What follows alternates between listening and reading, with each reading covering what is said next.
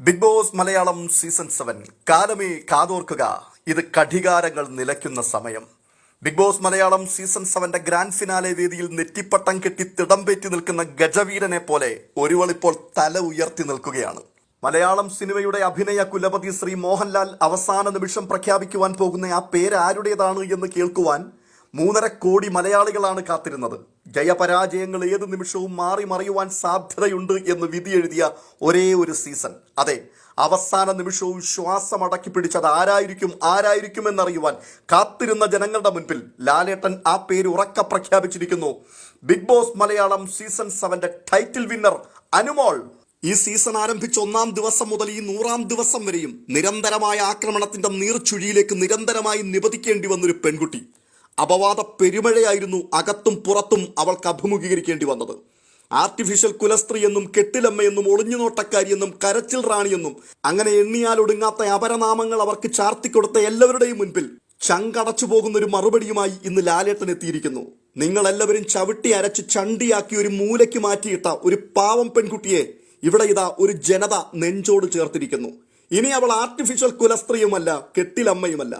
Big Boss Malayalam season 7 title winner എന്നറിയപ്പെടും.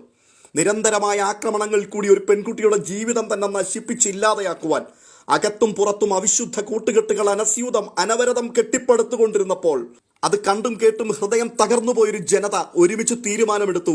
ഈ season അവളുടെ പേരിലായിരിക്കണം, അവളുടെ പേരിൽ ഈ സീസൺ അറിയപ്പെടണം. അതെ, അനുമോൾ ഒരു ജനതയുടെ മറുപടിയായി മാറുകയാണ്. നീറുന്ന നെഞ്ചകത്തിൽ പകയുടെ കനൽ അണയാതെ തീക്കാറ്റൂതി സൂക്ഷിച്ച് നിശ്ചയദാർഢ്യത്തോടെ ഒരു ജനത അവളെ നെഞ്ചിലെത്തിയപ്പോൾ അവൾ നടന്നു കയറിയത് രാജസിംഹാസനത്തിലേക്കാണ്. ഇവിടെ തകർന്നു വീണത് ശത്രുവിന്റെ കോട്ടക്കൊത്തളങ്ങളാണ്. അവൾ പിന്നിട്ട 100 ദിനങ്ങൾ, അവൾ നടന്ന വഴിത്താരകൾ ഒരിക്കലും അവൾക്ക് മറക്കുവാൻ കഴിയുന്നതല്ല. അവൾ പിന്നിട്ട 100 ദിനങ്ങൾ കയ്പ് നിറഞ്ഞതായിരുന്നു. ഹൃദയം തുറന്നൊന്ന് പൊട്ടിച്ചിരിക്കുവാൻ കഴിയാതെ നരാധമന്മാരുടെ നീരാളി പിടുത്തത്തിൽ അവൾ അമർന്നുപോയി. മനസാക്ഷി മരവിച്ചൊരു കൂട്ടം നരഭോജികളുടെ തന്ത്രങ്ങൾക്കും കുതന്ത്രങ്ങൾക്കും ഒറ്റപ്പെടുത്തലുകൾക്കും മുൻപിൽ നിഷ്കളങ്കതയുടെ കവചം ധരിച്ച് നിറകണ്ണുകളുമായി ഉഴറി നടക്കേണ്ടി വന്നൊരുവൾ. മലയാളി അവൾക്ക് സമ്മാനിച്ചതാണ് ഈ മഹാവിജയം. ഒരു കുഞ്ഞോളമായി തുടക്കം കുറിച്ച് അവൾ ഒരു കൂറ്റൻ തിരയായി ഒടുവിൽ ആഞ്ഞടിക്കണമെന്നൊരു ജനത തീരുമാനിച്ചെങ്കിൽ അതിനെ തിരുത്തുവാൻ, അതിനെതിരായി ഒരു വിധി എഴുതുവാൻ കോർപ്പറേറ്റ് ശക്തികൾ അവസാന നിമിഷം വരെയും കയ്യും മെയ്യും മറന്നു പോരാടിയിട്ടും അത് അസാധ്യമായി മാറിയെങ്കിൽ ഇത് നീതിയുടെ വിജയം തന്നെയാണ്.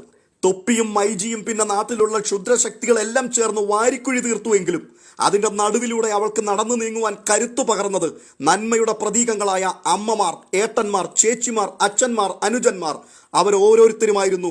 1000 നന്ദി, 1000 നന്ദി. 25ഓളം മത്സരാർത്ഥികൾ പടുത്തുയർത്തിയ കോട്ടകൊത്തളങ്ങൾ അവൾക്ക് മുമ്പിലൂടെ തകർന്നു വീണിരിക്കുകയാണ്. ആർപ്പും ആരവവും നിറഞ്ഞൊരു ഫിനാലെ വേദിയിൽ കപ്പുയർത്തിക്കൊണ്ടവൾ നടനമാടുക മാത്രമല്ല, ഇടതടമില്ലാതെ അവളെ കുത്തി മുറിവേൽപ്പിക്കുകയും അടച്ചാക്ഷേപിക്കുകയും നിരന്തരമായി അവൾക്കുമേൽ വിഷം തുപ്പുകയും ചെയ്ത അക്ബർ നിസ്സഹായതയുടെയും നെടുവീർപ്പിന്റെയും തുരുത്തിൽ അവളെ തളച്ചിട്ടൊടുവിൽ അവളുടെ സമനില പോലും തെറ്റുമാർ കൂടെ നടന്ന് അവൾ അറിയാതെ അവളുടെ മുൻപിൽ വാരിക്കുഴിയൊരുക്കി ചതിച്ചതിലേക്ക് അവളെ തള്ളി വീഴ്ത്തിയ ആദില, നൂറ ദമ്പതികൾ നട്ടാൽ കുരുക്കാത്ത നുണയും അപവാദവും മാത്രം പ്രചരിപ്പിച്ച് വെറുപ്പിന്റെ തത്വശാസ്ത്രവുമായി നിരന്തരം അവൾക്ക് പിന്നാലെ നടന്നുകൊണ്ടിരുന്ന ഒരു കൂട്ടം തിന്മയുടെ പ്രതീകങ്ങളായ മത്സരാർത്ഥികൾ. എല്ലാറ്റിലുമുപരി അവളെ പിൻപിൽ നിന്ന് കുത്തി വീഴ്ത്തിയ കട്ടപ്പ. എല്ലാവർക്കുമുള്ള മറുപടി ഇവിടെ അനുമോൾ പറഞ്ഞിരിക്കുകയാണ്. കെണിയൊരുക്കി അപവാദത്തിന്റെ ചതിക്കുഴികൾ കുത്തി ആഞ്ഞടിക്കുവാൻ അംഗം കുറിച്ച് കാത്തിരുന്ന ഒട്ടനവധി ആർമിക്കാരുടെയും അവസാനത്തെ അട്ടിമറിക്കു വേണ്ടി അതിശക്തമായി ആഹ്വാനം ചെയ്ത് തോൽപ്പിച്ചിരിക്കുമെന്ന അഹങ്കാരത്തോടെ കേരളക്കരയോട് ഉറക്കെ പ്രഖ്യാപിച്ച തൊപ്പി എന്ന പീറ ചെറുക്കന്റെയും അണ്ണാക്കിലടിച്ചുകൊണ്ട് അനുമോൾ തന്റെ ജൈത്രയാത്ര ആരംഭിച്ചിരിക്കുകയാണ്. അതെ, അവൾക്ക് ചിതയൊരുക്കി കാത്തിരുന്ന ശത്രുപാളയങ്ങളെ ചുട്ടു ചാമ്പലാക്കുവാൻ ആത്മാവിലഗ്നിയും വാക്കിൽ കൊടുങ്കാറ്റുമായി അവൾ എത്തുമ്പോൾ ചരിത്രം അവൾക്ക് മുമ്പിൽ വഴിമാറും. അനുമോൾ, നിങ്ങളെ ഓർത്ത് മലയാളി അഭിമാനിക്കുകയാണ്. രക്തദാഹികളെ പോലെ തലയ്ക്ക് ചുറ്റും വട്ടമിട്ടു പറന്ന 20ലധികം കഴുകന്മാരുടെയും അപസർപ്പക കഥകൾ മെനഞ്ഞ എതിർച്ചേരിയിലെ കരുത്തന്മാരുടെയും അതിമോഹങ്ങളെ നീ ഒറ്റയ്ക്കിവിടെ കൈപ്പിടിയിൽ ഒതുക്കിയിരിക്കുകയാണ്. ആരുമില്ലായിരുന്നു നിനക്കൊരു തുണയായി നിൽക്കുവാൻ. തുണയാകുമെന്ന് കരുതിയവർ അവസാനം നിന്നെ വാരി അലക്കുമ്പോൾ നിറകണ്ണുകളോടുകൂടി കണ്ടുനിന്ന മലയാളി അന്ന് തീരുമാനിച്ചു ഈ സീസൺ അത് നിന്റെ പേരിൽ തന്നെ അറിയപ്പെടണമെന്ന്.